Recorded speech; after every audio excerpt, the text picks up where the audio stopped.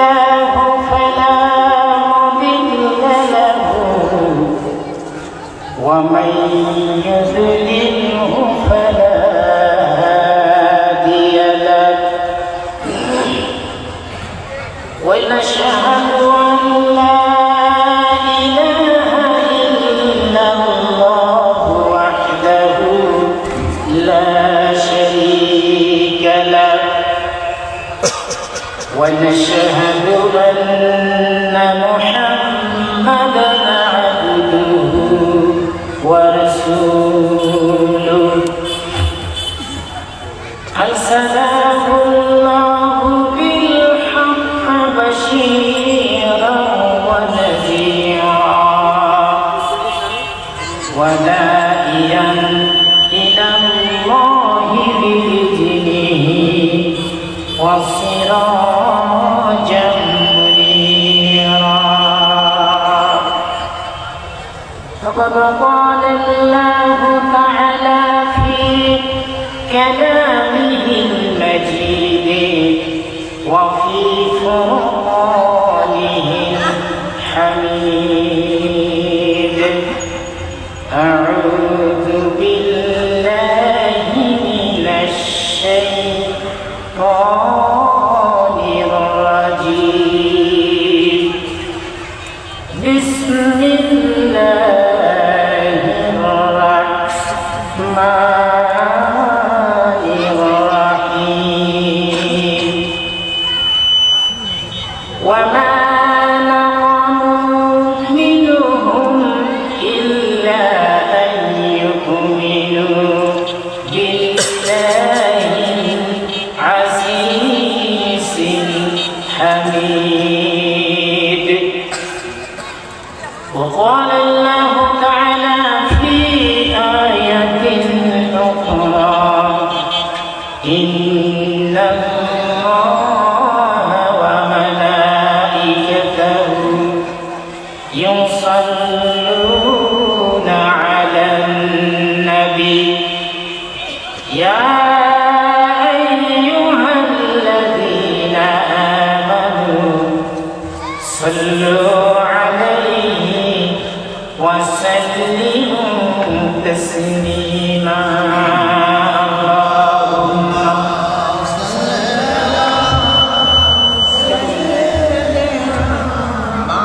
مولانا محمد وعلى آل سيدنا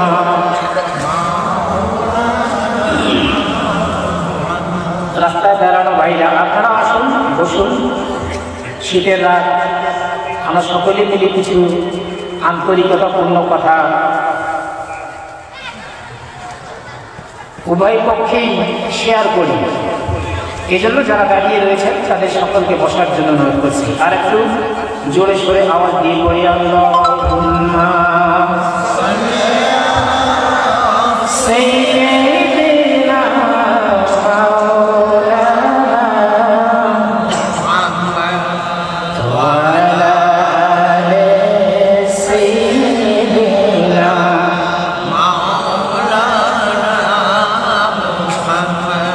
سيدنا شفيعنا مولانا محمد وعلى آل سيدنا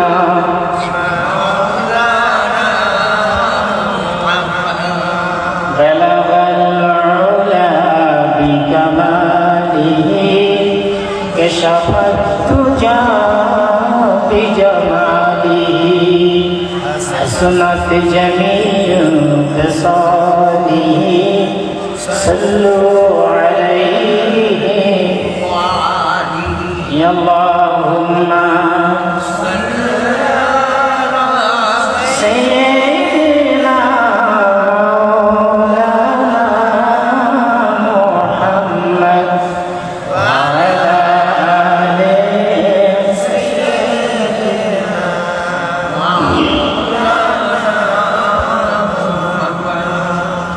إن التيار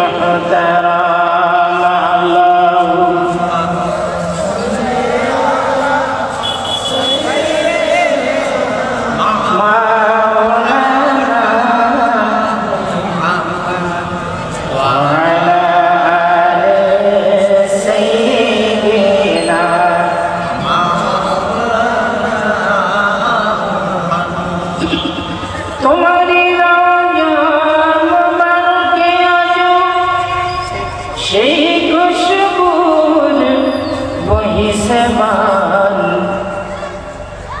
তোমারি রওজা মুবারকে আজ সেই খুশবুর বহিছে মান।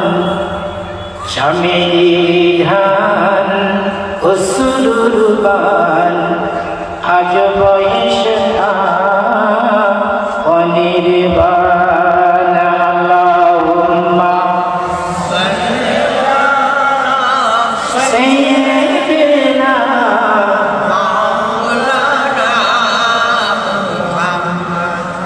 ওয়া আলা আলি সাইয়্যিদিনা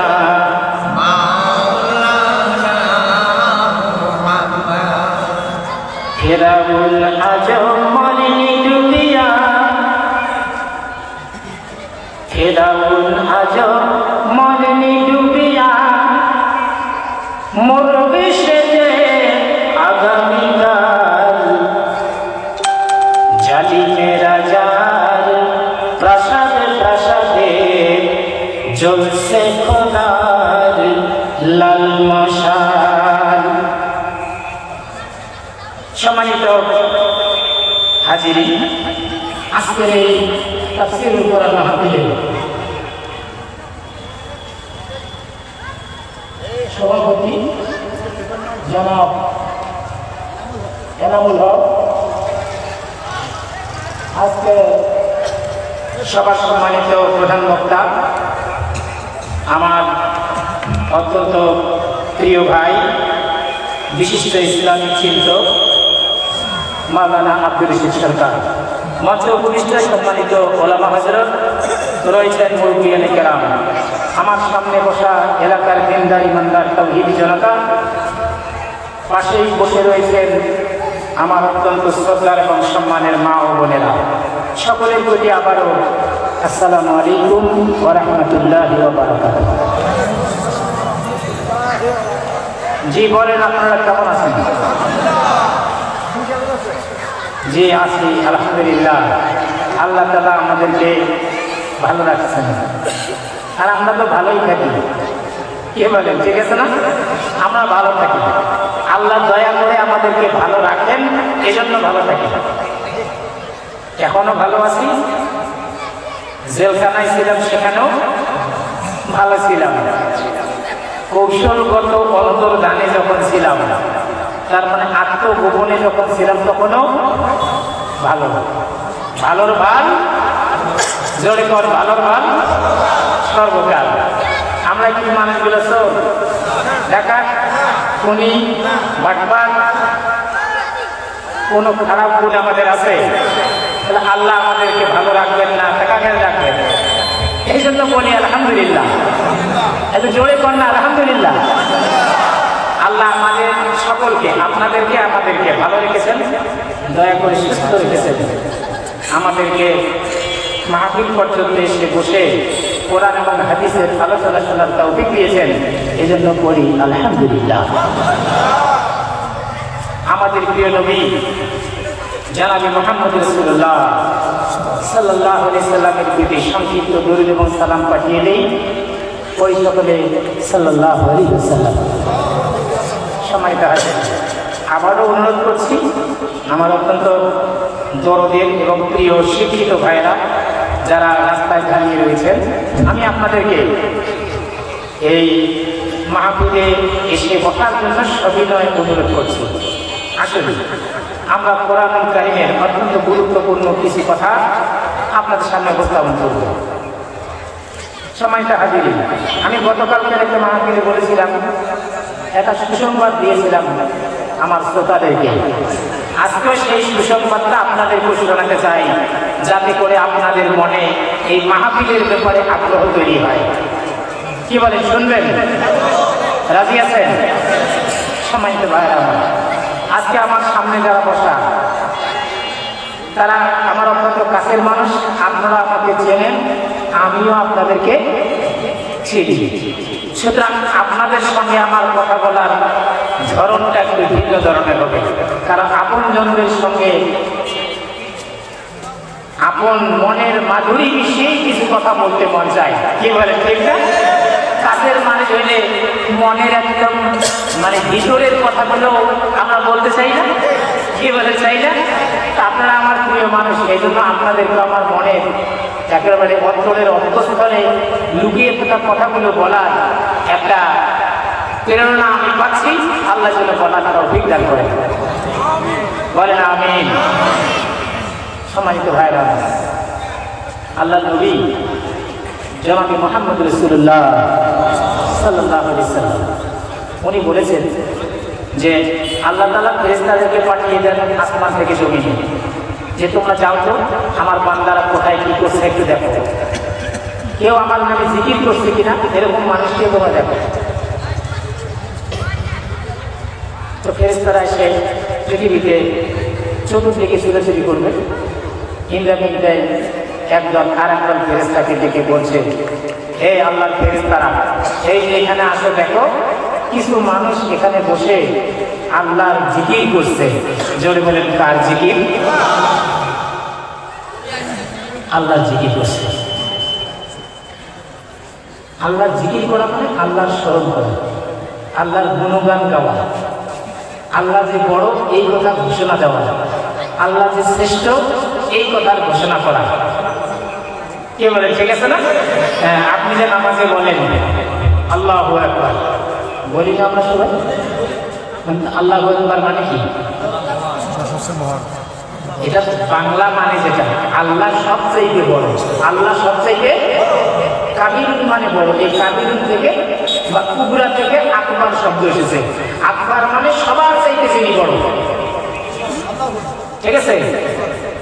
সবার চাইতে যিনি বড় তাকে বলা হয় আকবার। তাহলে বলেন, সবার চাইতে বড় কে? আমরা নামাজে বারবার বলি আল্লাহ, আল্লাহু আকবার, আল্লাহ তুমি সবার চেয়ে বড়। কি ঠিক আছে? আমরা এই কথা বলি।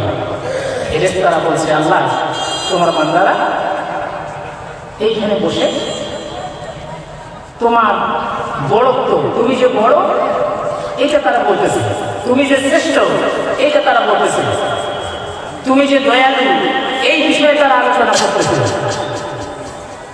এবার ফেরেশতারা এই খবর আল্লাহ পাককে দিবেন যে আল্লাহ এখানে তোমার বান্দা, কিছু বান্দা বসে কোরআন এবং হাদিসের আলোচনা করতেছে, কেউ শুনতেছে, তোমার নামের মহিমা গাচ্ছে।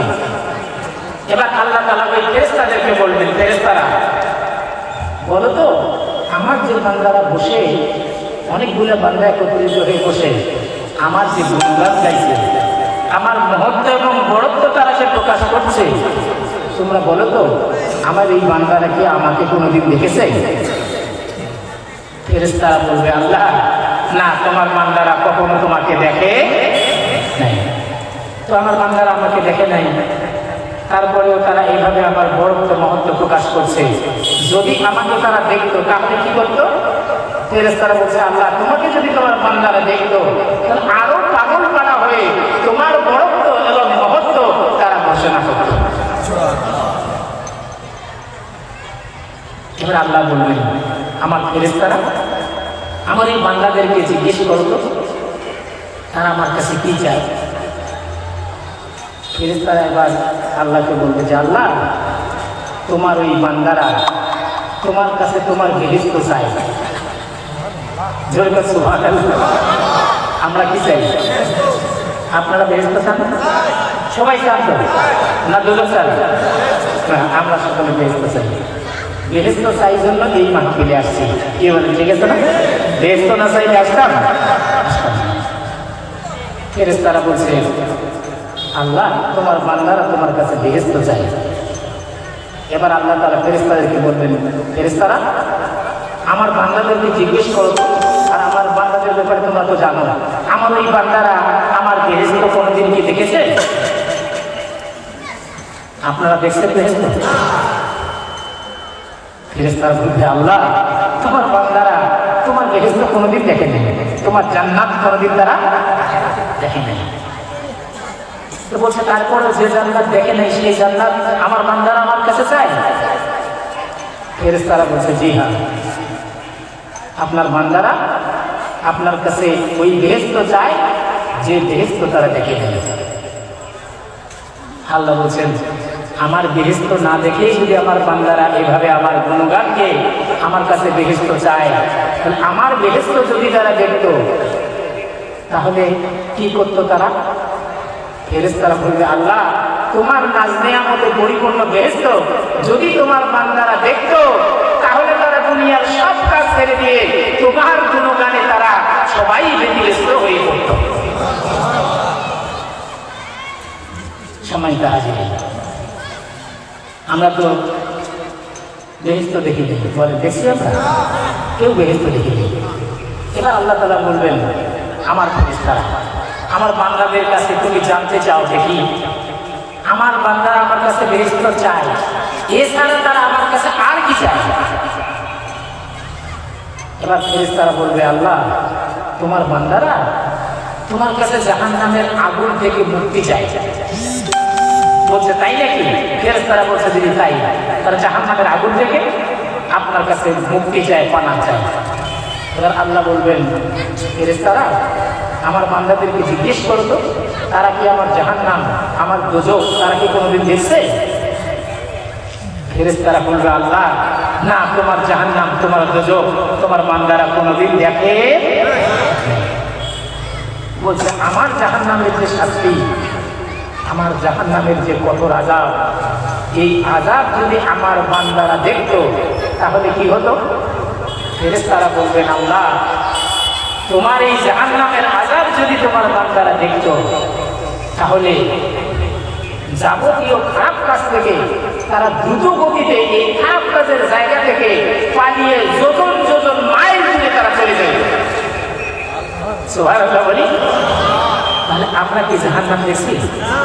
আপনারা দেখছেন? কিন্তু জাহান্নাম থেকে আমরা আল্লাহর কাছে পানা চাই কিনা? জোরে করে চাই না? হ্যাঁ, যাদের কানে আমার কথাগুলো পৌঁছে যাচ্ছে সবাইকে মন দিয়ে শোনার জন্য বলছি। ভাইরা আমার, এবার আল্লাহ তাআলা বলবেন এ আমার ফেরেশতারা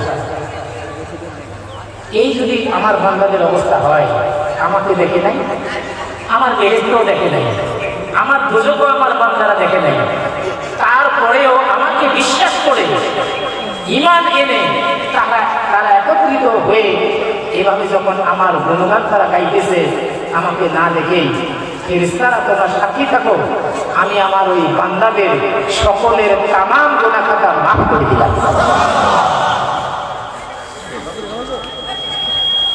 তাহলে এভাবে মাজলিসে এসে বসা এবং আল্লাহর গুণগান গাওয়ার মধ্যে ফায়দা আছে কিনা? জোরে বলেন আছে? সময়টা হাজির। এবার ফেরেশতারা বলবেন যে আল্লাহ ঠিক আছে, আপনি যারা মাহফিলে এসেছেন তাদেরকে আপনি মাফ করে দিয়েছেন, এটা আলহামদুলিল্লাহ ভালো কথা। কিন্তু এই মাহফিলে এমন কিছু লোকও বসেছে যারা মূলত এই জিকির করার জন্য আসে নাই, মাহফিলে ওয়াজ শোনার জন্য আসে নাই, কোরআন হাদিস শোনার জন্য, তাফসীর শোনার জন্য তারা আসে।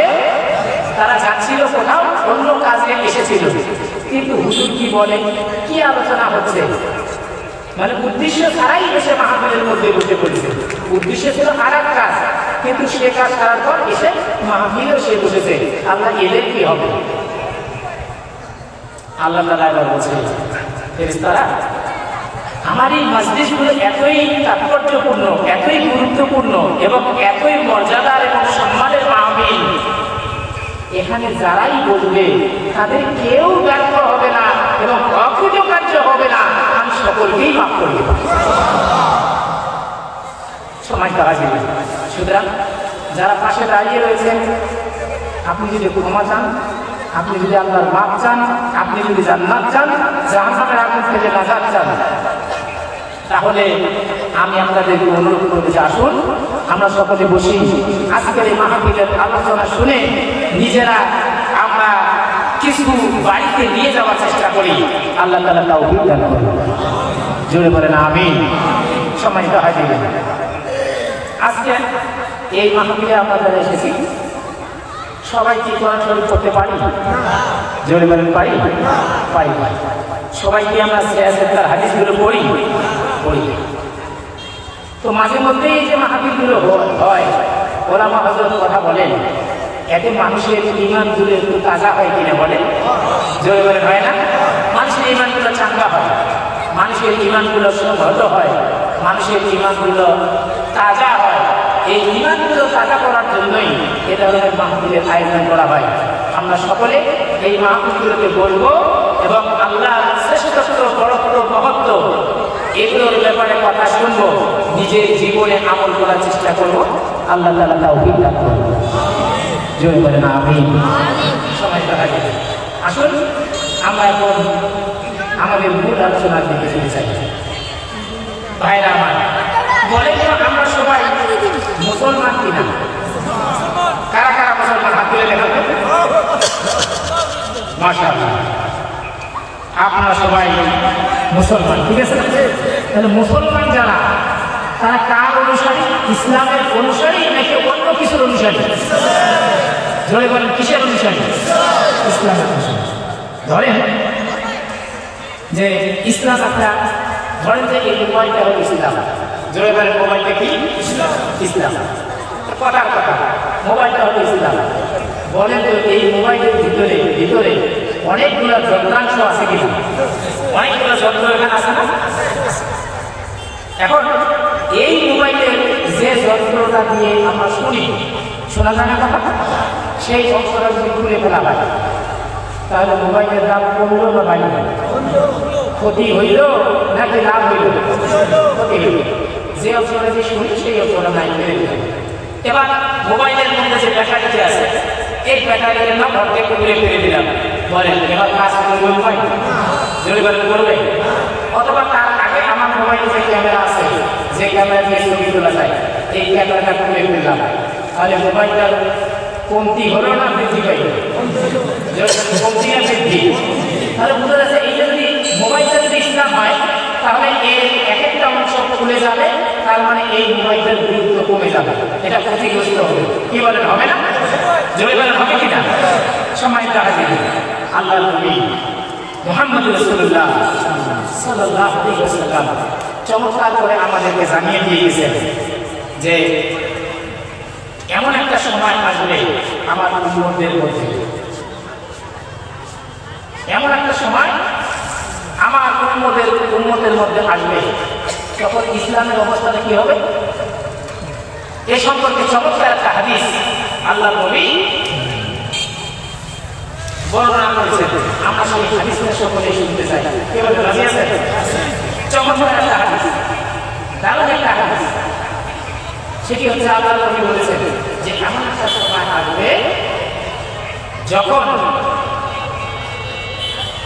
ইসলামের যে রূপটা আছে, ইসলাম যে একটা পূর্ণাঙ্গ জিনিস, মোবাইলটা যেমন একটা পূর্ণাঙ্গ জিনিস, ইসলামটা যেমন একটা পূর্ণাঙ্গ জিনিস, এই পূর্ণাঙ্গ জিনিসটা একটা অংশ করে খুলে যেতে শুরু করবে, একটা অংশ খুলে যেতে শুরু করবে। খুলে যেতে যেতে ইসলামের অবস্থা এমন একটা পর্যায়ে চলে যাবে, এই ইসলাম পর্যন্ত হওয়ার সময় সর্বপ্রথম যে অবস্থাটা মুসলমানদের মধ্যে দেখা যাবে সেটি হচ্ছে যে ইসলামী শাসন ব্যবস্থা সবার আগে মূলত বিলোপ সাধিত হবে। তার মানে ইসলামী শাসন ব্যবস্থা থাকবে না। তারপরে কি হবে?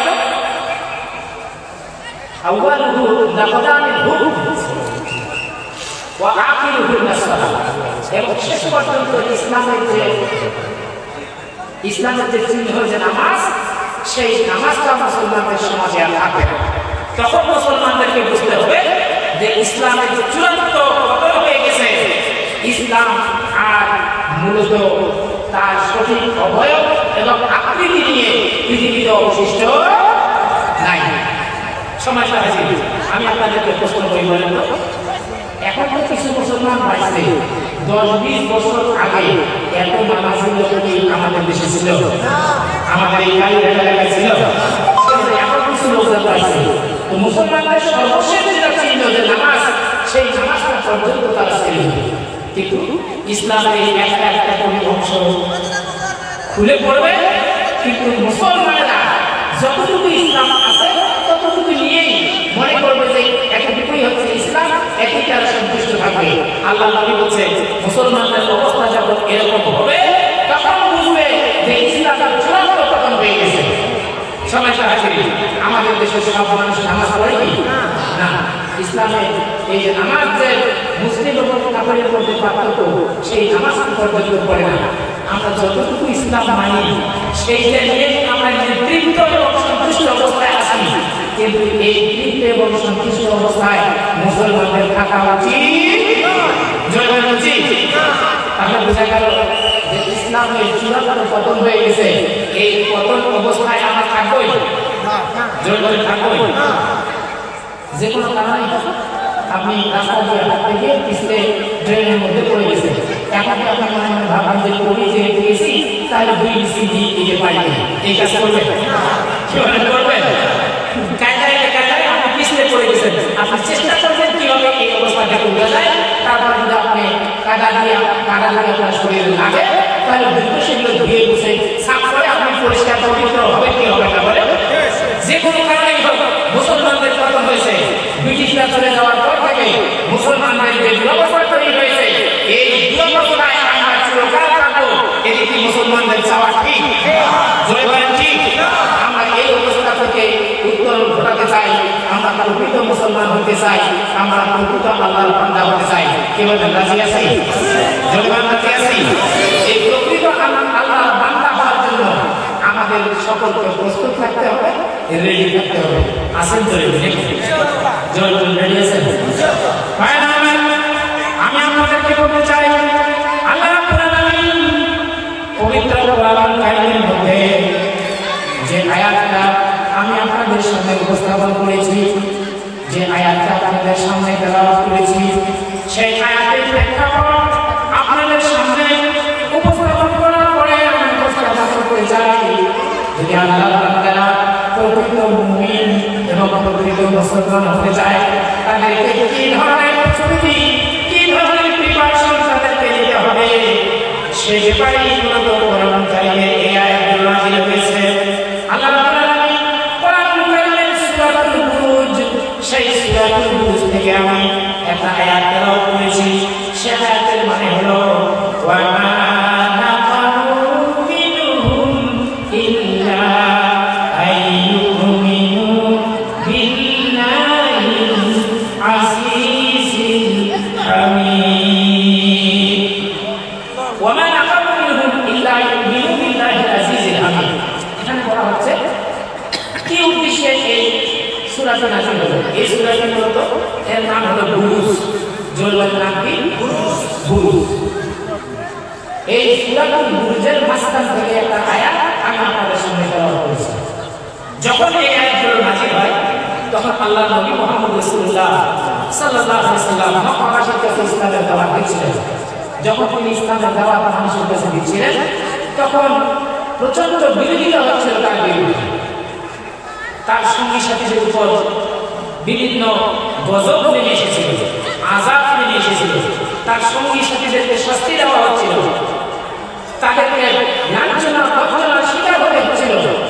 এই যখন অবস্থা তখন আল্লাহ রাব্বুল আলামিন তার নবীর মাধ্যমে আল্লাহর নবীর সঙ্গী সাথীদেরকে জানিয়ে দিচ্ছেন, হে আল্লাহর নবী, তোমার সঙ্গী সাথীদেরকে জানিয়ে দাও তোমরা যে ইসলাম প্রচারের জন্য যে কষ্টের সম্মুখীন হচ্ছ, যে কাঠিন্যের সম্মুখীন হচ্ছ, যে বিপদাপদ মুসিবতের মধ্যে তোমরা পতিত হচ্ছ, এই দেশের বিরুদ্ধে তোমরাই যে শুধুমাত্র এই ক্ষতির সম্মুখীন হচ্ছ, বিষয়টা কিন্তু এরকম নয়। ইতিপূর্বে যারাই আমার ইসলামের জন্য কাজ করেছে, আমার আল্লাহর বান্দা হতে চেয়েছে, আমার আল্লাহর গোলাম হতে চেয়েছে, তাদের সকলের উপর একই ধরনের পরিণতি মূলত তাদেরকেও গ্রাস করেছিল। সেই অবস্থাটা জানাবার জন্য আল্লাহ তাআলা ঘোষণা করে দিলেন, ওয়া মা নাকামু মিনহুম ইল্লা আইয়ুমিনু বিল্লাহিল আজিজিল হামিদ। তোমাদের উপর যে গজব, তোমাদের উপর যে শাস্তি, তোমাদের উপর যে আযাব, তোমাদের উপর যে প্রতিশোধের বিধান শিক্ষা তারা নিক্ষেপ করতেছে, এগুলো মূলত কারণ হলো একটাই, ওয়া মা নাকামু মিনহুম ইল্লা ইউমিনু বিল্লাহি আজিজিল হামিদ। তোমরা পরম পরাক্রমশালী আল্লাহ তাআলার উপর ঈমান এনেছো জন্যই তোমাদের উপর এই আযাব, এই নির্যাতন, এই জুলুমগুলো নেমে এসেছে। সমাজটা হাজির আমরা আজকের এই মাহফিলে এখন সিচুয়েশনটা ভিন্ন। আমরা একটু স্বস্তির নিঃশ্বাস ফেলতে পারতেছি, কি বলেন ঠিক কিনা? আমরা একটু এত শান্ত হচ্ছে পারবো, বারবার চিনচিন করতেছি, কত শান্ত করবেন এই কমে যাও, চিনচিন করলে খারাপ লাগে না? জি, আমরা এখন একটু স্বস্তির মধ্যে আছি, কে বলেন আছি? এই 5 আগস্টের পূর্বে আমরা কি ভালো ছিলাম? জোরে বলেছিলাম? আল্লামা সাইদি এদেশের ভালো মানুষ ছিলেন না খারাপ মানুষ ছিলেন? জোরে বলেন, ভালো না খারাপ? 13 বছর তিনি জেলে ছিলেন, তারপরে তাকে মেরে ফেলা হলো ইচ্ছাকৃতভাবে। কাজটা কি ভালো হয়েছে না খারাপ হয়েছে? জোরে বলেন, ভালো না খারাপ? অনেককে ফাঁসি দেওয়া হয়েছে, আল্লাহওয়ালা মর্দে মুমিন মুজাহিদদেরকে ফাঁসি দেওয়া হয়েছিল। তারা কি ভালো ছিল না খারাপ ছিল? জোরে বলেন, ভালো না খারাপ? হাজার হাজার আলেমকে জেলখানায় বন্দী করে রাখা হয়েছিল, কাজটা ভালো না খারাপ? জোরে বলেন, ভালো না খারাপ? খারাপ। সাধারণ মানুষের বিরুদ্ধে হাজার হাজার মামলা দিয়েছিল, গুম করে রেখেছিল, আয়না ঘর তৈরি করে মানুষকে সেখানে না খেয়ে রেখে রেখে ঢুকে ঢুকে মেরে ফেলা হয়েছিল। কাউকে জীবিত রাখা হয়েছে, কাউকে মেরে ফেলা হয়েছে। এই কাজগুলো কি ভালো না খারাপ?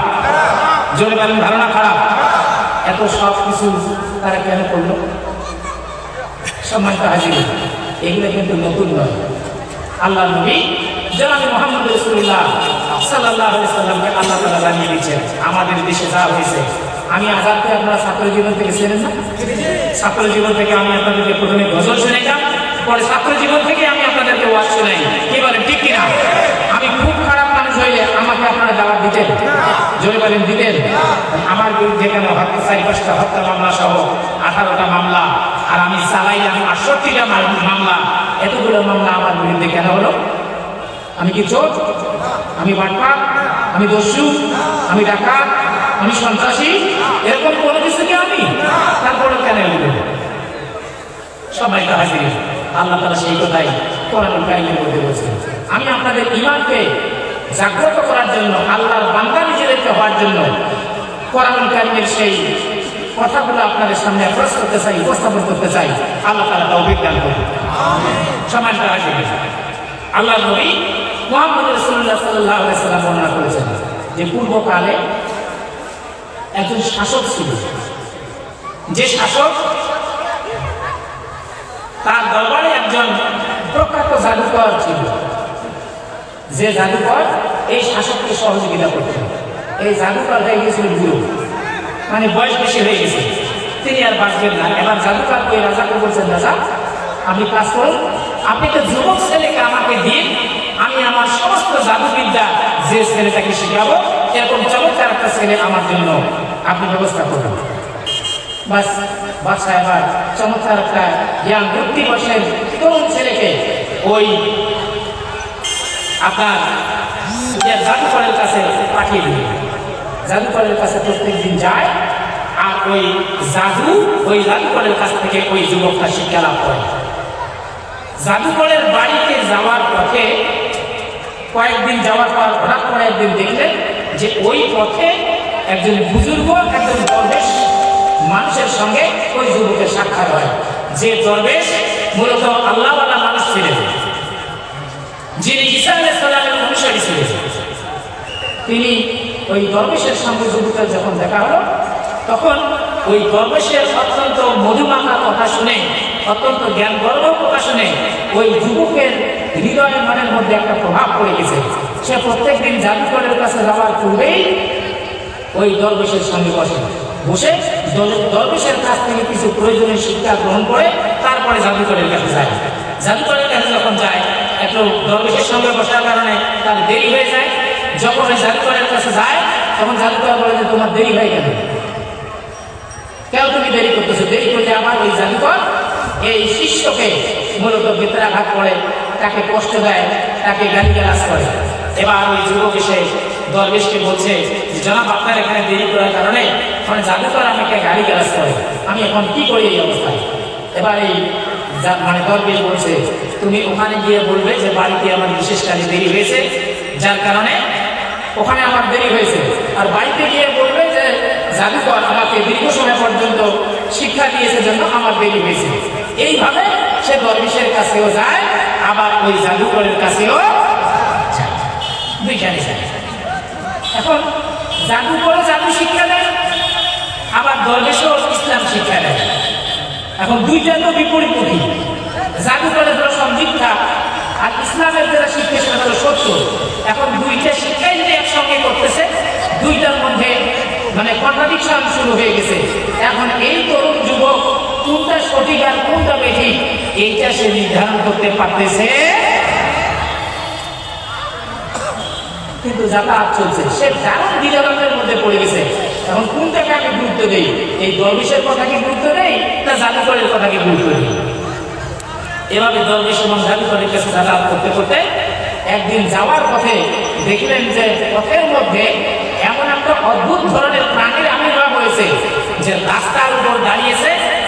এই অদ্ভুত ধরনের প্রাণীটা রাস্তাটা দখল করে রেখেছিল জন্য জনগণ আর সেই রাস্তা দিয়ে যেতে পারতেছিল না। এই অদ্ভুত ধরনের প্রাণীকে যে কেউ আঘাত করবে সেই সাহস কারো হচ্ছিল না। এবার ওই যুবক যখন ওই রাস্তা দিয়ে যাচ্ছিল, সে মনে মনে ভাবলো যে আমাকে এই কাজটা করতেই হবে, এই অদ্ভুত প্রাণীটাকে ধ্বংস করার জন্য আমাকে চেষ্টা করতে হবে। সে একটা দারুণ মৌকা পেয়ে গেল যে আজকে কোনটা সঠিক এইটার পরীক্ষা আমি করে ফেলবো এই অদ্ভুত জন্তুটা মারার ক্ষেত্রে। এবার ওই যুবক বলছে, আমি জাদুকরের কাছে জাদু শিখেছি, দরবেশের কাছে ইসলাম শিখেছি। হে আমার আল্লাহ, কারটা সত্য? যদি এই দরবেশের কথাগুলো সত্য হয়, তাহলে এই দরবেশ যে আল্লাহর কথা আমাকে শিক্ষা দিয়েছে তার নাম নিয়ে আমি একটা পাথর নিলাম, এই পাথর দিয়ে এই অদ্ভুত এবং ভয়ঙ্কর জীবনের দিকে আমি নিক্ষেপ করতেছি। যদি আল্লাহ সঠিক এবং সত্য হয়ে থাকে, তাহলে আমার হাতের নিক্ষিপ্ত পাথরের আঘাতেই যেন ওই প্রাণীটা মৃত্যুবরণ করে। এই যুবক এই কথা বলে যেমনি পাথর দিয়ে ওই অদ্ভুত প্রাণীটার দিকে ঢিল মেরেছে, অমনি ওই প্রাণী রাস্তায় পড়ে গিয়ে মৃত্যুবরণ করলো, মারা গেল, ধ্বংস হয়ে গেল। এবার যুবক বলছে, কি ব্যাপার? তাহলে দরবেশ যে কথা আমাকে শিখিয়েছে, দরবেশের কথাই ঠিক। কে বলে ঠিক কিনা? দরবেশের কথাই ঠিক। এই কথা যুবক মনে মনে গেঁথে নিল। সে দরবেশের কাছে মানে বেশি যাওয়া শুরু করে দিল, দরবেশের কথা মানে প্রাধান্য বেশি সে দেওয়া শুরু করল। সমাজে ভাইয়ের আমার এভাবে দরবেশের কাছে যখন যাওয়া শুরু করলো, দরবেশ তাকে শিক্ষা দিল। দরবেশ তাকে ইসলাম সম্পর্কে জানাবার পরে দরবেশ ওই যুবককে নিষেধ করে দিলে, হে যুবক, তুমি যদি কখনো বিপদের মধ্যে পড়ো, খবরদার আমার পরিচয় তুমি কাউকে দিও না। এই যুবক এই দরবেশের সঙ্গে দীর্ঘদিন পর্যন্ত থাকার কারণে, তার কাছে তালিম নেওয়ার কারণে, তার কাছে শিক্ষা নেওয়ার কারণে এমন বেশি তার আধ্যাত্মিক উন্নতি ঘটেছে যে ওই দরবেশ শেষ পর্যন্ত ওই যুবককে বলছে, যুবক, তুমি আমার চাইতেও আরো উচ্চ মর্গে আরোহণ করেছো, কারণ আমার চাইতে বেশি তুমি শিখে ফেলেছো, তোমার মর্তবা আল্লাহর কাছে মানে বেশি মানে পরিগণিত হয়েছে। এভাবে যুবককে এই কথা বলার পর এবার ওই দরবেশ যুবককে বলে দিন যে খবরদার, তুমি যদি কখনো বিপদে পড়ো আমার কথা কাউকে বলবে না। এই যুবক আল্লাহর উপর বেশি ভরসা হওয়ার কারণে, আল্লাহর সঙ্গে তার সম্পর্ক বৃদ্ধি হওয়ার কারণে এই যুবক যদি কোনো অন্ধ লোকের চোখে হাত বুলিয়ে দিয়ে একটু দোয়া করে দিত, অন্ধ লোক তার দৃষ্টি শক্তি পুনরায় ফিরে পেত। একটু জোরে বলে সুবহানাল্লাহ। অন্ধ লোক কোন কুষ্ঠ রোগীর গায়ে উনি যদি হাত বুলিয়ে দিতেন, তাহলে সেই কুষ্ঠ রোগী সঙ্গে সঙ্গে ভালো হয়ে যেত। জোরে বলেন সুবহানাল্লাহ। এই অবস্থা যখন তৈরি হলো, রাজার কানে পৌঁছে গেল, রাজার রাজদরবার পর্যন্ত এই যুবকের খ্যাতি এবং যশ মানে ছড়িয়ে পড়ল যে যুবক এমন কিছু শিখেছে যে অসাধ্য সাধন করা তার পক্ষে সম্ভব হয়েছে, এমন কিছু শিক্ষা সে লাভ করেছে। রাজদরবারের একজন সভ্যসর সে অত্যন্ত জটিল এবং কঠিন রোগে আক্রান্ত হয়েছে। সেই জটিল এবং কঠিন রোগে আক্রান্ত হওয়ার পরে ওই যুবকের যখন সন্ধান পেয়েছে, সেই যুবকের কাছে ওই রাজার সভ্যসাদ এসে হাজির হয়ে বলছে, এই যুবক, আমি শুনেছি তুমি অত্যন্ত জটিল এবং কঠিন রোগী হলেও তার গায়ে হাত বুলিয়ে দিলে সে সুস্থ হয়ে যায়। আমি তোমার কাছে এসেছি, আমি অসুস্থ হয়ে গেছি, জটিল এবং কঠিন রোগে আমি আক্রান্ত, তুমি আমার গায়ে হাত বুলিয়ে দাও, আমি যেন ভালো হয়ে যাই। যুবক বলছে, অবশ্যই তোমাকে আমি সুস্থ করাবার চেষ্টা করবো। সুস্থ আমি করাতে পারবো না, সুস্থ করাবেন আমার আল্লাহ। সুবহানাল্লাহ। আমার আল্লাহ আপনাকে সুস্থ করাবেন। তবে শর্ত হচ্ছে, আপনি যদি সুস্থ হয়ে যান, আপনি মুসলিম হবেন তো? ওই সভ্যসাদ বলছে, অবশ্যই। আমি যদি সুস্থতা লাভ করি, তাহলে তুমি যে আল্লাহর কথা বলছো, সেই আল্লাহর উপরে আমি ঈমান এনে মুসলমান হয়ে যাব। সময়টা হাজির। এবার ওই সভ্যসাদ আসলো, তার শরীরে হাত বুলিয়ে দিলেন। এবার এই সভ্যসাদ মানে রোগমুক্ত হয়ে গেলেন, সুস্থ হয়ে গেলেন। সুস্থ হওয়ার পর তিনি পড়ে নিলেন যে আল্লাহ ছাড়া কোনো ইলা নাই, আমি আশা থেকে মুসলমান হয়ে গেলাম। সবাই মাথা হাতে এই অবস্থা চলছে। রাজার এই সংবাদ দিয়েছে যে যে যুবককে আমি জাদু শিক্ষার জন্য পাঠাইলাম, সে এমন শিক্ষা লাভ করলো যে শিক্ষা লাভ করার কারণে সে অসাধ্য সাধন করেছে। আর এই অসাধ্য সাধন করার কারণে মানুষেরা তার প্রতি আকৃষ্ট হয়ে সেই ইসলাম কবুল করে মুসলমান হয়ে যাচ্ছে। এটা কোনো বরদাস্ত করা যায়? সহ্য করা যায় না। এবার রাজা ওই যুবককে ডাকলেন, দেখে বলছে, যুবক, তুমি সব কি শিখেছো? বলছে যে, হ্যাঁ, আমি এমন কিছু জিনিস শিখেছি যেটার মাধ্যমে অনেক মানুষের উপকার করতে পারি, তবে সেটা আমার কোনো কৃতিত্ব নাই। এই কৃতিত্ব হচ্ছে আল্লাহ। আল্লাহই মূলত তার নির্দেশে আল্লাহই মানুষকে ভালো করে দেন। আমি শুধু আল্লাহর কাছে সাহায্য চাই। এবার বাদশা বলছে, তাই নাকি? তুমি সেই আল্লাহ হয়ে গেছো? আর আমি তো তোমার এক জনের আল্লাহ। আমাকে বাদ দিয়ে তুমি আরেক আল্লাহ করে ইমান আনছো? দাঁড়াও, তোমাকে আমি এবার শাস্তি দেখাচ্ছি। তোমার এবার খবর করেছে। এবার এই যুবক বললেন, তুমি কি যে আল্লাহর উপর ঈমান এনেছো, সেই আল্লাহর উপর ঈমান রাখবে নাকি আমার উপর ঈমান রাখবে? এবার তুমি বলো, তুমি তোমার ওই আল্লাহকে ছেড়ে দিবে না? এবার এই যুবক বলছে যে, না, আমি আমার জীবন যদি বিপন্ন হয়, আমি যদি মরেও যাই, কখনোই আমি আমার আল্লাহকে ত্যাগ করতে পারবো। জোরে বলেন, ঈমানদাররা আল্লাহকে কখনো ত্যাগ করতে পারে? 13 বছর সাইদ সাহেব কারাগারে ছিলেন, তিনি কি মাথা নত করেছেন? নিজামী মুজাহিদ ভাইরা মাথা নত করছে? দুনিয়া থেকে শহীদ হয়ে চলে গেছে, কিন্তু পৃথিবীর কোন জালিমের সামনে তারা মাথা নত করে? তাহলে বোঝা গেল, ঈমানদাররা পৃথিবীতে আল্লাহ ছাড়া আর কারো সামনে মাথা নত করতে পারে? যুবকরা এই ঘোষণা যখন দিলেন, তখন ওই রাজা তার সর্বশক্তিতে দিতে দিলেন, তোমরা একদল লোক দাও, একদল লোক নিয়ে আসো, নিয়ে এসে একে পাহাড়ের উপরে নিয়ে যাও। পাহাড়ের উপরে নিয়ে যাওয়ার পরে ওকে জিজ্ঞেস করবে যে, তুমি তোমার আল্লাহর ঈমান, যে আল্লাহর উপরে ঈমান এনেছো, সেই ঈমান ছেড়ে দিবে কি দিবে না? যদি সে তার ঈমান ত্যাগ করে, তাহলে তাকে ফিরিয়ে নিয়ে আসবে। আর যদি ঈমান ত্যাগ না করে, তাহলে পাহাড়ের উপর থেকে ফেলে দিয়ে তাকে মূলত ধ্বংসের দিকে নামিয়ে দিবে, তার মাথাকে ফেলে দেবে। ওই একদল লোক ওই যুবককে নিয়ে পাহাড়ের উপরে উঠল। পাহাড়ের উপরে উঠে তারা পরিকল্পনা করছে, তাকে জিজ্ঞেস করলো যে, তুমি তোমার আল্লাহকে বাঁচিয়ে ছাড়বে? যুবক বলছে যে, না, আমার জীবন বিপন্ন হতে পারে, আমি মরে যেতে পারি, কিন্তু আল্লাহকে আমি ছাড়তে পারবো না। এই কথা যখন বলছে, তখন তারা যে লোকজন নিয়ে গেছে পাহাড়ে, তারা প্রস্তুতি নিচ্ছে যে তারা পাহাড়ের শৃঙ্গ থেকে তাকে ধাক্কা মারি নিচে ফেলে দিয়ে হত্যা করবে। এই পরিকল্পনা যখন করছিল, ইন্দা মিন্টান এই পাহাড়ের মধ্যে ঝঞ্ঝালা, মানে এমন প্রকম্পন তৈরি হয়েছে, পাহাড় এমনভাবে ঝাঁকি মেরেছে, এমনভাবে কাঁপুনি উঠেছে ওই পাহাড়ের মধ্যে। ওই যুবক ব্যতীত বাকি লোকজন তার সঙ্গে যারা ছিল সকলেই পাহাড়ের নিচে পড়ে মারা গেল। আর ওই যুবক বেঁচে থাকা হলো। যুবকরা আস্তে করে পাহাড় থেকে নেমে এসে রাজদরবারে হাজির।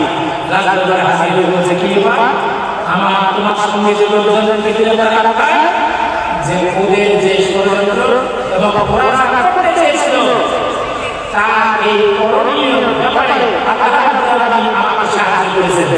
তার মানে বাদশা বুঝতে পারলেন যে আমি যাদেরকে পাঠিয়েছি তারা মরে গেছে, আর এই বালক এখনো জীবিত আছে।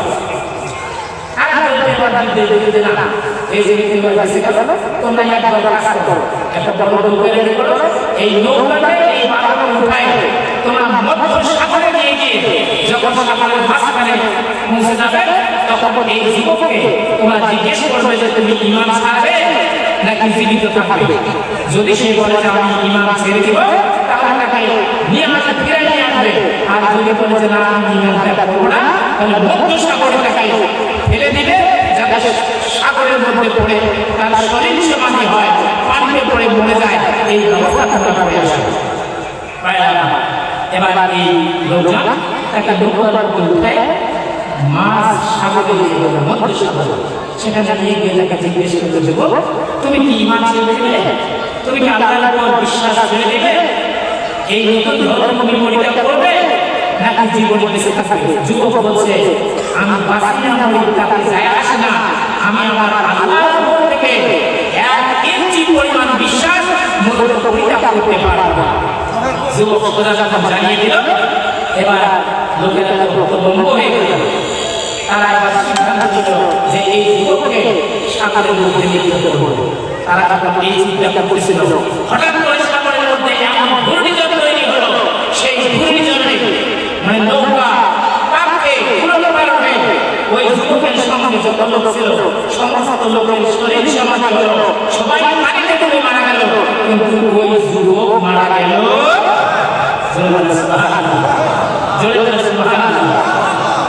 আল্লাহ যাকে বাঁচায় তাকে কেউ মারতে পারে?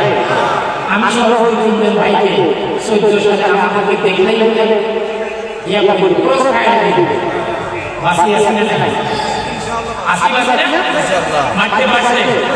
আল্লাহ যাকে বাঁচায় তাকে কেউ মারতে পারে? যুবক কি কই ওই মধ্য সাগর থেকে কিনারায় উঠে পুনরায় সেই রাজদরবারে গিয়ে হাজির, গিয়ে বলছে, বাদশা আমাদের আমি আপনার দরবারে এসেছি। বাদশা বলছে, ওই রাজা বলছে, আমি যাদেরকে তোমার সঙ্গে পাঠাতে তারা পায়, তারা বলছে ওদের ওই পরিকল্পনা ওদের কার্যক্রম থেকে মূলত আমার আল্লাহ আমাকে বাঁচিয়েছে। তারা বাদশা বুঝে গেলেন যে আমি যাদেরকে পাঠাইছি তারা পানিতে ডুবে মারা গেছে, কিন্তু যুবক মারা যায় কে কথা ঠিক আছে। দুইবার রাজাকার ব্যাপার যাকে মারার জন্য এত পরিকল্পনা করছে সে মরে না, বরং যাদেরকে আমি কাছে পাঠাই তারা আসলে মনে ভূত হয়ে যায়। ব্যাপারটা কি? এবার বাচ্চাটা বলছে, তোমার সিংহপতি নেবে না, তোমার কি বুঝ আসবে না, তুমি তোমার আল্লাহ ছাড়া পারবে না, তোমার মারতে পারছি। এবার যুবক ওই বাচ্চাটাকে বলছে, বাচ্চা আমি আপনাকে বলতে চাই, আপনি যদি আমাকে মারতেই চান, আমাকে যদি মেরেই ফেলতে চান, তাহলে আমার দেখানো পদ্ধতিতে আপনাকে মারতে হবে। আমাকে আমার শিখানো পদ্ধতি ছাড়া কোনোভাবেই আমাকে মারতে পারবে। বাচ্চা বলছে, মারবো, তুমি আমার শিখিয়ে দাও। এবার বলছে, আমি তোমাকে শিখাই দিচ্ছি, আমার সঙ্গে আমার সঙ্গে তীর আছে, এই তীরগুলোর মধ্যে থেকে একটি তীর দেবে, একটি তীর দেওয়ার পরে এটা ধনুকের সঙ্গে সেট করবে, ধনুকের সঙ্গে সেট করে আমার দিকে এই তীর যখন নিক্ষেপ করবেন তখন এই কথা বলতে হবে, বিসমিল্লাহ, আমি এই তীরটা মারতেছি আল্লাহর নামে, যিনি এই গোলাম মানে গোলামের যে এই বালকের এই যুবকের যিনি রব তার নামে আমি এই তীর নিক্ষেপ করছি। এই কথা যখন আপনি নিক্ষেপ করবেন কেবল মাত্র শুধুমাত্র তখনই আমি মৃত্যুবরণ করবো, এর আগে আমার মৃত্যু নিজের ফিকুল কায়দা নিজে শিখাই দিবে। ভালো বুঝতে পেরেছে যে আমি যে অবস্থায় গেছি ঈমান তো আমার কাছে ছেড়ে দেওয়া সম্ভব নয়, আর ঈমান যে ছেড়ে দেওয়া সম্ভব নয় সে বাদশা আমাকে মেরে ফেলার সব চেষ্টাই করবে, সে এটা বুঝতে পেরেছিল। আর আল্লাহর সম্পর্ক কোনো ইশারা ছিল যার কারণে নিজে কিভাবে মারা যাবে সেই কৌশল ওই রাজাকে ওই বাদশাকে যুবক নিজেই শিখাই দিবে। সম্মানিত ভাইরা আমার, একটা পরিচিত একটা পরিলা ইলাহা ইল্লাল্লাহ লা ইলাহা ইল্লাল্লাহ লা ইলাহা ইল্লাল্লাহ লা ইলাহা ইল্লাল্লাহ লা ইলাহা ইল্লাল্লাহ। সকলে পড়ি না লা ইলাহা ইল্লাল্লাহ, এদিকে পড়ি লা ইলাহা ইল্লাল্লাহ লা ইলাহা ইল্লাল্লাহ লা ইলাহা ইল্লাল্লাহ লা ইলাহা ইল্লাল্লাহ লা ইলাহা ইল্লাল্লাহ লা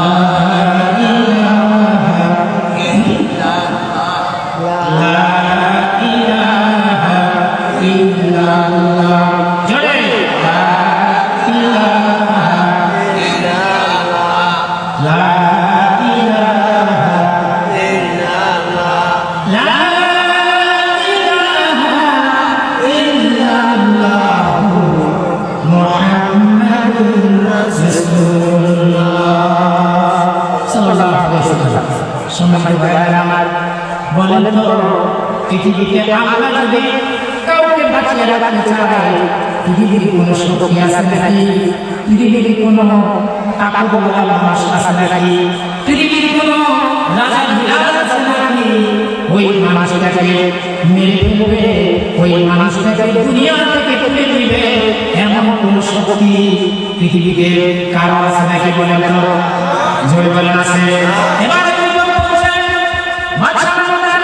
আমি যে কৌশল শিক্ষা দিয়েছি, আমি যে টেকনিক আপনাকে শিখিয়ে দিয়েছি, ওই টেকনিক অবলম্বন করে যদি আপনি আমার মানতে চান তবে কেবল মারা গেল, নচেত আমাকে আপনার পক্ষে আপনার অবলম্বন করে আমাকে মেরে ফেলা আপনার পক্ষে কোনোদিনই সম্ভব হবে না। যুবক বলে দিলেন এবার বাদশা থেকে হাজার জনকে একত্রিত করলেন, হাজার জনকে একত্রিত করে যুবক দেখিয়ে দিলেন, শিখিয়ে দিলেন যে এইভাবে আপনি মাটি পাঠাবেন, তাছাড়া আমরা সম্ভব নয়। হাজার জনকে যুবকের কথা শুনল। এবার একটা গান করানো হলো, গান করিয়ে তিন একটা ভক্তের মধ্যে সেট করে এবার তার দিকে তীর নিক্ষেপ করা হলো। এই বলে বিসমিল্লাহি রাব্বিল গোলাম, এই কথা বলে যখন যুবকের দিকে তীর নিক্ষেপ করা হলো, তীর নিক্ষেপ করার সঙ্গে সঙ্গে ওই তীরের আঘাতে এরপর উপর হয়ে ওই যুবক দুনিয়া থেকে চলে গেল। জয় বলুন ইন্না লিল্লাহি ওয়া ইন্না ইলাইহি রাজিউন। যুবক মারা গেল। বলেন যে লোকে হাজার ছিল, এই যুবকের এই ঘটনা দেখার পর সবার মাথার মধ্যে চিন্তা ঢুকে জোরে বলবেন না, সবার মনের মধ্যে চিন্তা ঢুকে গেছে। এবার জানতে বলছে এই যুবক যা বললো সেইভাবেই তাকে মারা গেল, কিন্তু অন্যভাবে তাকে মারা গেল না। তাহলে এই যুবক যে কথা বলছে নিঃসন্দেহে সেই কথাই ঠিক। এই যুবক যে আল্লাহর কথা বলছে সেই আল্লাহই মূলত ঠিক। হাজার হাজার লোক একসঙ্গে কালেমা পড়ে তারা সকলে মুসলমান হয়ে গেল।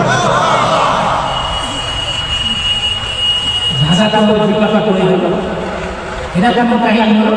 আমি একটা মুসলমান মানুষ চাইলাম, একটা মানুষকে দুনিয়াতে পৌঁছাই দিতে চাইলাম, এখন তো হাজার হাজার লোক মুসলমান হয়ে গেল। যেহেতু বাদশা, তিনি রাজা, তিনি এবার সিদ্ধান্ত নিলেন যে যারা এবার ইসলাম কবুল করেছে তাদের সকলকে আমি দুনিয়া থেকে তুলে দেব। এই দুনিয়া থেকে তুলে দেওয়ার জন্য সে কি করলো? বিশাল গর্ত খনন করলো, বিশাল খাল করলো, বিশাল গর্ত খনন করলো। সেই গর্ত খনন করে সেইখানে বড় বড় গাছের শুকনা মুড়ি ফেলে দিল, গাছের কাঁকড়, গাছের ডালপালা সেখানে ফেলে দিয়ে বিশাল অগ্নিকাণ্ড তৈরি করল। এই বিশাল অগ্নিকাণ্ড তৈরি করার পর লোকজন যারাই মুসলমান হয়েছে, যারাই ঈমান এনেছে, তাদেরকে ধরে আরো আগুনের মধ্যে ফেলে। মুসলমানদেরকে ধরে ধরে তাদেরকে জিজ্ঞেস করা হয়, বলো তোমরা আল্লাহর উপর ঈমান রাখবে নাকি ওই জাহান্নামে নিক্ষিপ্ত হয়ে আগুনে নিক্ষিপ্ত হবে? হাজার হাজার লোক, একজন, দুইজন, পাঁচজন, সাতজন, 10 জন করে এক একবার বলে যে আমরা অগ্নিকুণ্ডে নিক্ষিপ্ত হবো, তবু আল্লাহর উপর ঈমান আমরা ছেড়ে দেব। জোরে কোন সুবহানাল্লাহ। এবং হাজার হাজার মানুষকে এই আগুনের কুণ্ডলিতে ফেলে দেওয়া হলো, কিন্তু তারা কেউ তাদের ঈমান থেকে বিচ্যুত হয়। আর আমার আজকের মুসলমানদেরকে আমি বলতে চাই, আমাদেরকে জেল ফেলানো হয়েছে, জুলুম করা হয়েছে, ফাঁসির মঞ্চে চড়ানো হয়েছে, আমাদেরকে গুম করা হয়েছে, আমাদের বাড়ি ঘর বুলডোজার দিয়ে মাটির সঙ্গে মিশিয়ে দেওয়া হয়েছে, আমাদের চূড়াগুলো পর্যন্ত ভেঙে দেওয়া হয়েছে, আমাদের চাকরি, ব্যবসা, বাণিজ্য সব কিছু দখল করে নিয়েছে। তবুও কি আমরা ইসলামকে ছেড়ে দিয়েছি? জোরে বলে ছেড়ে দিয়েছি? আমরা কি ইসলামকে ছেড়ে দিতে পারি? আমরা পৃথিবীর সব কিছু মুসলমানরা থাকতে পারে, কিন্তু ইসলামকে কখনো মুসলমানরা ছেড়ে দিতে পারে? জোরে বলে পারে? মুসলমানরা ইসলাম ছেড়ে দিতে পারে না। বাংলাদেশের মুসলমানরাও সেই মসজিদ স্থাপন করেছে কি করে নাই? জোরে বলে করে নাই? আমরা আসি না, ইসলামকে সাথে নিয়ে আসি না। মাঝখানে কিছুদিন তার কথা বলতে দেয় নাই, এখন আবার আমরা কথা বলতেছি। ইনশাআল্লাহ যতদিন আল্লাহ তাআলা পৃথিবীতে বেঁচে রাখবেন, আমরা আল্লাহর উপর ওয়া মা নাকামিনহুম ইল্লা আন ইউমিনু বিল্লাহিল আজিজিল হামিদ, আমরা তো সেই পরাক্রমশালী আল্লাহর উপর ঈমান এনেছি জন্য আমাদের উপর জালেমেরা জুলুম করেছে। জোরে বলুন ঠিক না বেঠিক? জালেমেরা জুলুম করেছে, কিন্তু আমাদের ঈমান থেকে আমাদেরকে তারা সরিয়ে দিতে পারে? আপনারা আজকের এই মাহফিলে বসেছেন, আপনাদের ঈমান মানুষের কখনো বাড়ে কখনো কমে। যতটুকু ঈমান আছে আপনাদের উপর ইসলামের কারণে কখনো যদি জুলুম আসে, অত্যাচার আসে, নিপীড়ন আসে, আপনারা কি ইসলাম ছেড়ে দিবেন? জোরে বলে ছেড়ে দিবেন? যত কষ্টই আসুক, ইসলাম মুসলমানরা কখনো থাকতে পারে না। সম্মানিত ভাইরা আমার, আমাদের বিরুদ্ধে যদি আমেরিকা দাঁড়ায়, আমাদের পার্শ্ববর্তী দেশ ভারত, তাদের অঙ্গুলি হিলনে আমাদের দেশের আলেমদেরকে হত্যা করা হয়েছে। যত বড় শক্তিশালী দেশই আমাদের বিপক্ষে দাঁড়াতে গেল, আল্লাহর উপর ভরসা করে আমরা কারা কারা ইসলামের উপর থাকতে রাজি আছি, দুহাত তুলে দেখান।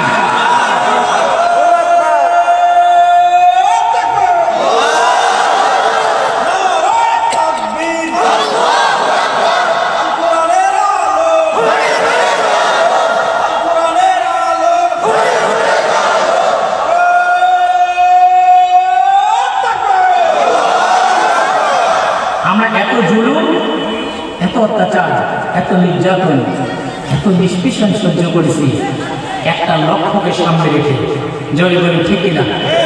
আমরা নিজেরা ইসলাম মানব, আমরা দেশে ইসলাম কায়েম করব, এই জন্যই এত জুলুম নির্যাতন আমরা সহ্য করেছি।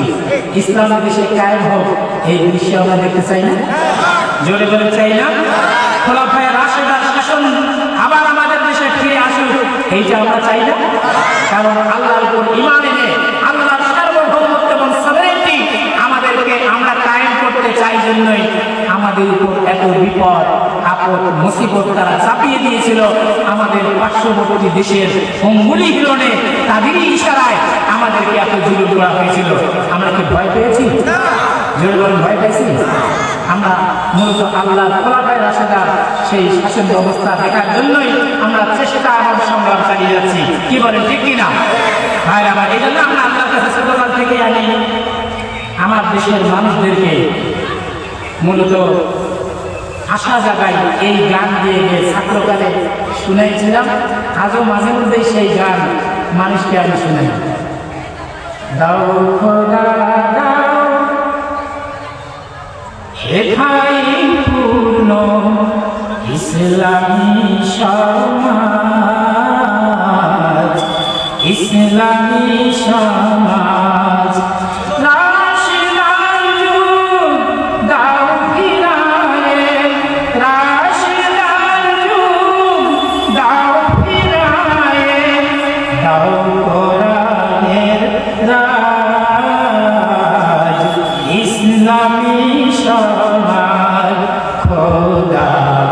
ইসলামী সমাজ।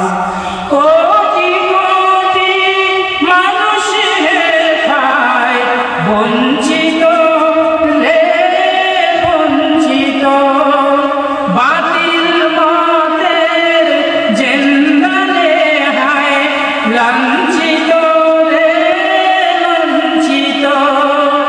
কত ভাই যে হারিয়ে গেল, কত বন্ধু প্রাণ হারালো, সকল ব্যথা ভুলব পেলে খোদা তোমার রাজ ইসলামী সমাজ। পড়েন আমার সঙ্গে, দাও খোদা দাও হে পরিপূর্ণ ইসলামী সমাজ, ইসলামী সমাজ। রাশিদার যুগ দাও ফিরায়ে, রাশিদার যুগ দাও ফিরায়ে, দাও কোরআনের রাজ ইসলামী সমাজ, খোদা ইসলামী সমাজ। আমরা সেই সমাজ চাই না? কে বলেন চাই কিনা? মায়ের আমার এবার এই যুবক যখন মৃত্যুবরণ করলো, হাজার হাজার মানুষকে যখন ওই অগ্নিকুণ্ডের মধ্যে নিক্ষিপ্ত করা হচ্ছিল, ইন্দ্রামিটার একজন মহিলা ছোট্ট একটা বাচ্চাকে করে নিয়ে ওই গর্তের কিনারে দাঁড়িয়েছে। ছোট্ট মাসুম বাচ্চা, বলেন তো নিজের জীবন মানুষ বিসর্জন দিতে পারে, কিন্তু কোলের ছোট্ট বাচ্চার জীবনটাকে বাঁচাবার জন্য মানুষ সব চেষ্টাই করে থাকে। জোরে বলেন ঠিক কিনা? কোলের এই সুন্দর ফুটফুটে বাচ্চাটাকে কোনোভাবেই সে আগুনের মধ্যে নিক্ষেপ করতে রাজি হচ্ছিল না। একবার সামনের দিকে আগায়, আর একবার পিছিয়ে যায়, একবার সামনের দিকে যায়, আর একবার পিছনের দিকে যায়। এভাবে সামনে পিছনে করতেছিল। যে বাচ্চারা এখনো কথা বলতে পারে না, এখনো তার জবান ফুটেনি, মা বাবার সঙ্গে কোনোদিন তার কথা হয়নি, কথা বলে নাই, আল্লাহর হুকুমে ওই ছোট্ট বাচ্চার জবান ফুটে গেল। ছোট্ট বাচ্চা তার মাকে সান্ত্বনা দিয়ে বলছে, মা তুমি চিন্তা করো না, দুঃখ করো না, মনে কোনো কষ্ট পেও না, কারণ তুমি সত্যের উপর আছো, ইসলামের উপর তুমি আছো, আল্লাহর প্রতি তুমি ঈমান এনেছো, তোমার কোনো দুশ্চিন্তা নাই, তোমার কোনো ভয় নাই। আল্লাহ রাব্বুল আলামিনের ইচ্ছায় তুমি যদিও অগ্নিকুণ্ডে লাফ দিবে, অগ্নিকুণ্ডের মধ্যে ঝেঁপে পড়বে, আল্লাহর হুকুমে ওই অগ্নিকুণ্ড আল্লাহ তোমার জন্য ফুল বাগান বানিয়ে দেবে। এই ছোট্ট মাসুম বাচ্চা যে এখনো কথা বলতে পারে না, সে এভাবে তার হঠাৎ করে জবান খুলে যখন এই কথা বলল, মা এবার সঙ্গে সঙ্গে কাল বিলম্ব না করে ওই বাচ্চার অগ্নিকুণ্ডের মধ্যে ঝাঁপ দিয়ে তার ঈমানের মূলত অগ্নি পরীক্ষায় সফল হয়ে গেল। মা ওই আগুনের মধ্যে ঝাঁপ দিলেন। ভাইরা আমার, এই ঘটনা কোরআনুল কারীমের সূরাতুল বুরুজের মধ্যে উল্লেখ করে তাম পৃথিবীর মুসলমানদেরকে বলা হয়েছে, তোমাদেরকে আগুনের মধ্যে ফেলবে, তোমাদেরকে নদীতে ফেলে দিবে, তোমাদেরকে পাহাড়ের উপর থেকে নিক্ষেপ করা হবে। যত ধরনের অত্যাচারের স্টিমরোলার তোমাদের উপর চালানো হোক না কেন, যদি তুমি ঈমানদার হও, যদি তুমি মুত্তাকি হও, যদি তুমি মুমিন হও, তুমি যদি খোদাপরস্ত মানুষ হও, তাহলে কখনোই তোমাকে তোমার ঈমান থেকে দূরে সরে ফেলানো যাবে না। তুমি আল্লাহর উপর ভরসা করে সমস্ত জুলুম এবং নির্যাতন সহ্য করে যদি ইসলামের পথে থাকতে পারো, আল্লাহ রাব্বুল আলামিন তখন ওই বান্দাদেরকে শোনাচ্ছেন, ইন্নাল্লাযীনা আমানু ওয়া আমিলুস সালিহাতি লাহুম জান্নাতুন তাজরি মিন তাহতিহাল আনহার যালিকাল ফাওজুল কাবীর। যারা ঈমান আনবে, ঈমান আনার পরে কঠিন অবস্থার মধ্যেও যারা সৎ কাজ করবে, ভালো কাজগুলো করবে, লাহুম জান্নাতুন তাজরি মিন তাহতিহাল আনহার, আমি তাকে এমন জান্নাত দান করব যে জান্নাতের তল দিয়ে নহর প্রবাহিত। জোরে বলে সুবহানাল্লাহ। যে জান্নাতের নিচ দিয়ে নহর প্রবাহিত হচ্ছে, এমন জান্নাত কি আমরা সকলে চাই? জোরে বলেন চাই? যদি এমন জান্নাত চাই, তাহলে দুনিয়ার জীবনে কিছু কষ্ট, কিছু সমালোচনা, কিছু আঘাত, কিছু জেল জরিমানা, প্রয়োজনে মৃত্যু ঝুঁকি দিয়ে আপনাকে ইসলামের উপর অটল এবং অবিচল থাকতে হবে। যদি আমরা থাকতে পারি, তাহলেই সেই জান্নাত আমরা লাভ করতে পারবো। আল্লাহ তাআলা আমাদের সকলকে তৌফিক দান করুন। জোরে বলেন আমিন। সম্মানিত ভাইরা আমার, সূরাতুল বুরুজের এই কাহিনী বলে আল্লাহর নবী জনাব মুহাম্মদ রাসূলুল্লাহ সাল্লাল্লাহু আলাইহি ওয়াসাল্লাম তার সাহাবীদেরকে বুঝাই দিলেন, হে আমার সাহাবীরা, তোমরা অস্থির হচ্ছ, তোমরা মনে করছো যে ইসলামের উপর থাকার কারণে শুধুমাত্র তোমাদেরই উপরে এত মনে হয় জুলুম, অত্যাচার, নিপীড়ন, শোষণ এগুলো চালানো হচ্ছে শুধুমাত্র তোমাদের উপরে। বিষয়টা কিন্তু এরকম নয়। পৃথিবীর সূচনা লগ্ন থেকে আজ পর্যন্ত যত আল্লাহওয়ালা, যত ঈমানওয়ালা মানুষ ছিল, সমস্ত ঈমানওয়ালা মানুষদেরকেই আল্লাহ তাআলা পরীক্ষা করেছেন। তাদের উপর জুলুম নেমে এসেছিল। সেই জুলুম সহ্য করে যারা কষ্ট সহ্য করেও অটল এবং অবিচল ছিল, তারাই মূলত প্রকৃত ঈমানদার। এই ঈমানদারদের জন্যই আল্লাহ বেহেশতের ব্যবস্থা করে রেখেছেন। সম্মানিত হাজির, আসুন তাহলে এবার আল্লাহর নবীর সাহাবীদেরকে নবীজি কি বুঝাতে চাচ্ছেন সেই দিকে আমরা যেতে চাই। সম্ভবত পাশে কি মা বোনেরা আছে নাকি? কি বল, মা বোনেরা আছে? আচ্ছা, তাহলে মা বোনদের উদ্দেশ্যে বলার জন্য সব মাহফিলে কিছু কথা বলার জন্য আমাকে বলা হয়। সময়টা তাদের বিষয়ে কিছু কথা বলা হবে। তার আগে আমি আপনাদেরকে বলতে চাই, আমরা আল্লাহর নবীর সাহাবীদেরকে আল্লাহর নবী সেই বুঝ দিচ্ছিলেন। এখন যারা আমরা মুসলমান, সম্মানিত ভাইরা আমার, আমি প্রথমে হাদিস বলছিলাম যে ইসলাম যদি একটা মোবাইল হয়ে থাকে, এর একটা একটা করে অংশ খুলে গিয়ে একটা অকেজ জিনিসে পরিণত হয়েছে ইসলাম। ইসলামের অর্থ ব্যবস্থা আমাদের দেশে নাই, ইসলামের শাসন ব্যবস্থা নাই, ইসলামের ব্যাংকিং নীতি নাই, অফিস আদালতে ইসলাম নাই, স্কুল কলেজ বিশ্ববিদ্যালয়ে ইসলাম নাই। তাহলে ইসলাম আছে কোথায়?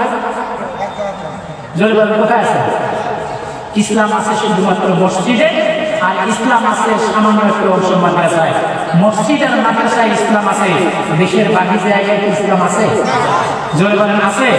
আমি কিন্তু মুসলমানদের এতটুকু নিয়েই সকলে সন্তুষ্ট যে না, আমি তো মুসলমান, নামাজ পড়তেছি, রোজা রাখতেছি, মাঝে মাঝে হজ করি, সুযোগ পেতে জাকাত হতে এতে বুঝি আগে পাক্কা ইমানদার হয়ে গেলাম। এই মনে মনে ভাবি, আর মনে মনে এই চিন্তা করে আমি মনেই মনে হয় আল্লাহ তাআলা আমার জন্য মানে খাস বিষয় রেখেছে জান্নাতে, খালি মরবো আর জান্নাতে ঢুকে যাবো। এই ধরনের চিন্তাও কিছু কিছু মানুষ করে। কি বলেন, করে কিনা? আমি একটা হাদিস পড়েছি, অনেক জায়গায় হাদিসটা বলছি। আল্লাহ নবী বলছে, তুমি যে মনে করছো যে আমাকে নিজেকে অনেক সময় খুব ছুটি ছুটি ভাবে, খুব আমরা মানুষ ভাবে, ইমানদার লোক ভাবে। আল্লাহ নবী বলছে যে লোকটা এই ধরনের চিন্তা করে, আল্লাহ নবী বলছে লাইসা ঈমান, ওই লোকটার মধ্যে ঈমান নেই। ঠিক আছে, লাইসা ঈমান, ওই লোকটার মধ্যে ঈমান নাই। লাইসা ঈমান বিতামান্না ওয়ালা বিতাহান্না ওয়ালাকিন হুয়া মা ওয়াক্কারা ফিল কলব ওয়া সাদ্দাকাহু আল আমাল। আল্লাহ নবী বলছে যে লোকটা নিজেদেরকে ইমানদার ভাবে, আল্লাহ নবী বলছে ওই লোকটা আসলে ঈমান নাই। লাইসা ঈমান বিতামান্না ওয়ালা বিতাহান্না। আর কিছু লোক আবার ইমানদার সাথে কেমনে? মাথায় টুপি আছে, তারপর বালিয়ে দেয়, দাড়ি তো আছে, লম্বা জুব্বা, নিজেকে মনে করে মনে করবে দরবেশ হয়ে গেছে।